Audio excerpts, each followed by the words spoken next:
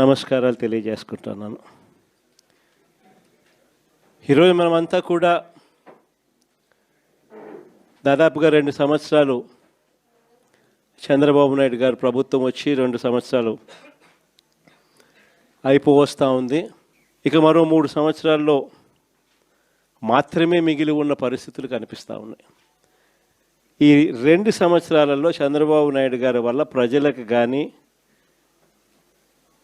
అక్క చెల్లెమ్మలకు కానీ, మరీ ముఖ్యంగా ప్రజల్లో ఉన్న అక్క చెల్లెమ్మలకు కానీ, ప్రజల్లో భాగంగా ఉన్న రైతన్నలకు కానీ, ప్రజల్లో భాగంగా ఉన్న మరీ ముఖ్యంగా యువతకు కానీ, ఏ ఒక్క సెక్షన్కైనా కూడా కనీసం ఒక్క మంచన్నా జరిగిందా అని చెప్పి నేను అడుగుతా ఉన్నాను ఈరోజు. ఎందుకనంటే చంద్రబాబు నాయుడు గారు అధికారంలోకి వచ్చిన తర్వాత జరిగింది ఏమిటి అని చెప్పి ఒక్కసారి మనం వెనక్కి వెళ్ళి బేరీజు వేసుకుంటే జరిగింది ఏమిటి అని అంటే, ఇంతకుముందు మన ప్రభుత్వంలో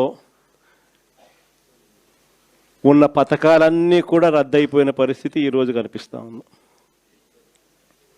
ఇంతకుముందు ఒక మాట అంటే ఒక మాట మీద నిలబడే నాయకత్వం ఉండేది.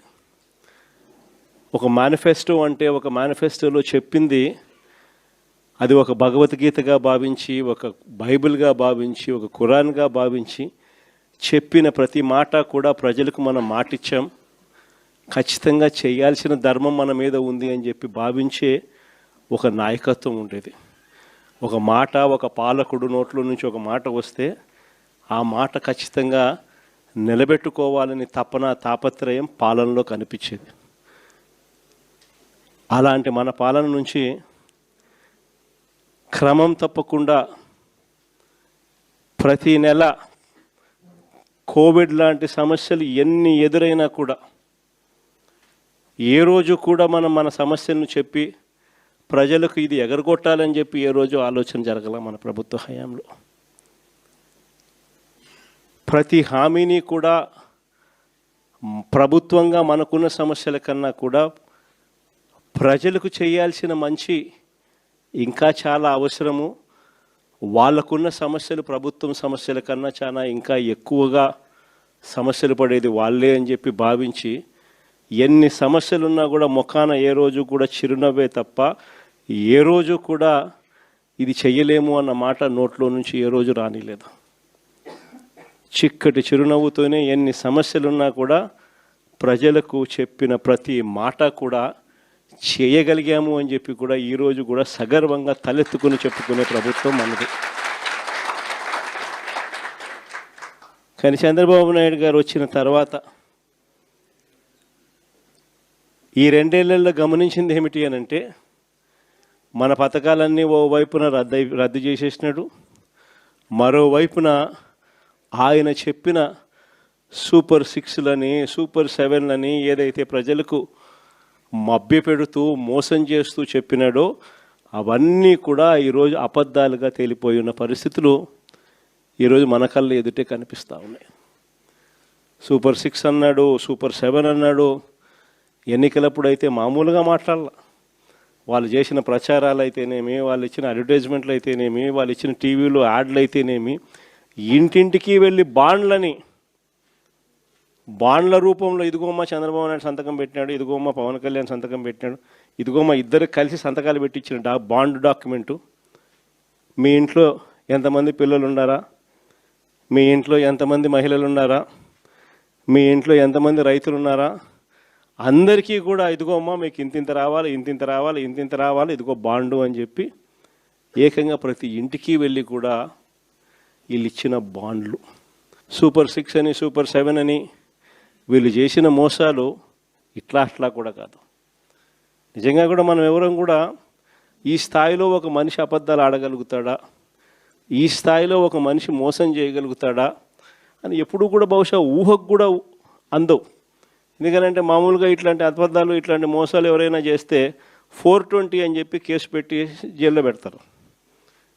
కానీ ఒక్క చంద్రబాబు నాయుడు గారు ఆయన కూటమిలో మాత్రమే అలా కేసులు పెట్టించుకోకుండా బయట ఉండగలుగుతారు. మన కళ్ళ ఎదుటే కనిపిస్తూ ఉన్న వాస్తవమైన స్వరూపం ఈరోజు రాష్ట్రంలో ఇది. ప్రతి చోట విపరీతమైన కరప్షన్, విచ్చలవిడి కరప్షన్ జరుగుతూ ఉంది. ఏ స్థాయిలో కరప్షన్ జరుగుతూ ఉంది అని అంటే అసలు రాజ్యం ఉంది, అసలు ఎవరైనా పాలకులు ఉన్నారా అని మనకే అర్థం కాని పరిస్థితిలో అసలు ఎవరు పాలన సాగుతూ ఉంది. గవర్నమెంట్కి రావాల్సిన ఆదాయం గవర్నమెంట్కి రావడంలా, అందుకనే గవర్నమెంట్కి రావాల్సిన ఆదాయాలు తగ్గుతూ ఉన్నాయి. ఆదాయం అంతా ఎవరు జోబులు లేకపోతూ ఉంది అని అంటే పక్కన చంద్రబాబు నాయుడు దగ్గర నుంచి మొదలెడితే ఆయనకింత, నీకింత, నాకింత, నాకింత, నాకింత, నాకింత అని కింద వరకు దోచుకో, పంచుకో, తినుకో. ఇది ఈరోజు రాష్ట్రంలో వీళ్ళ మనుషులకే ఇచ్చుకున్నారు. వీళ్ళ నుంచి మొదలు పెడితే ఆ తర్వాత గ్రామ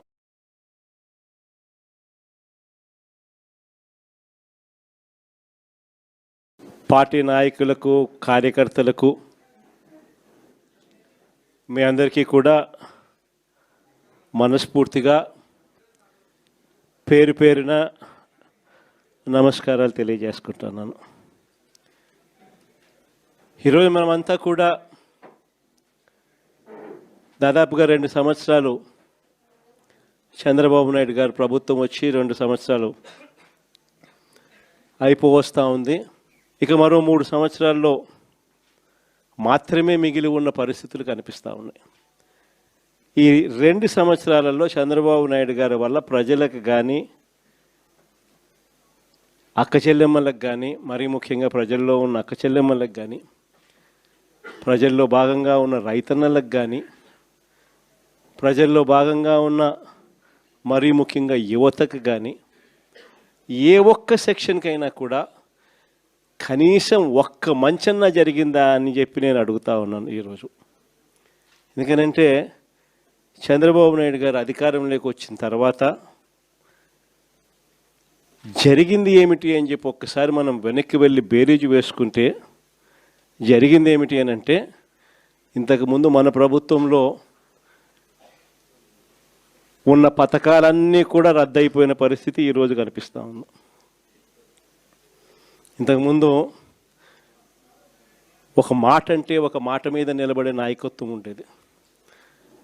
ఒక మేనిఫెస్టో అంటే ఒక మేనిఫెస్టోలో చెప్పింది అది ఒక భగవద్గీతగా భావించి, ఒక బైబిల్గా భావించి, ఒక ఖురాన్గా భావించి చెప్పిన ప్రతి మాట కూడా ప్రజలకు మనం మాటిచ్చాం, ఖచ్చితంగా చేయాల్సిన ధర్మం మన మీద ఉంది అని చెప్పి భావించే ఒక నాయకత్వం ఉండేది. ఒక మాట, ఒక పాలకుడు నోట్లో నుంచి ఒక మాట వస్తే ఆ మాట ఖచ్చితంగా నిలబెట్టుకోవాలని తపన, తాపత్రయం పాలనలో కనిపించేది. అలాంటి మన పాలన నుంచి క్రమం తప్పకుండా ప్రతి నెల కోవిడ్ లాంటి సమస్యలు ఎన్ని ఎదురైనా కూడా ఏ రోజు కూడా మనం మన సమస్యలను చెప్పి ప్రజలకు ఇది ఎగరగొట్టాలని చెప్పి ఏ రోజు ఆలోచన జరగల మన ప్రభుత్వ హయాంలో.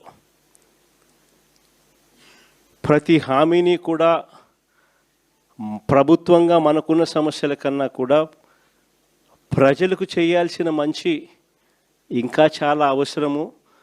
వాళ్ళకున్న సమస్యలు ప్రభుత్వం సమస్యల కన్నా చాలా ఇంకా ఎక్కువగా సమస్యలు పడేది వాళ్ళే అని చెప్పి భావించి ఎన్ని సమస్యలున్నా కూడా ముఖాన ఏ రోజు కూడా చిరునవ్వే తప్ప ఏ రోజు కూడా ఇది చెయ్యలేము అన్న మాట నోట్లో నుంచి ఏ రోజు రానిలేదు.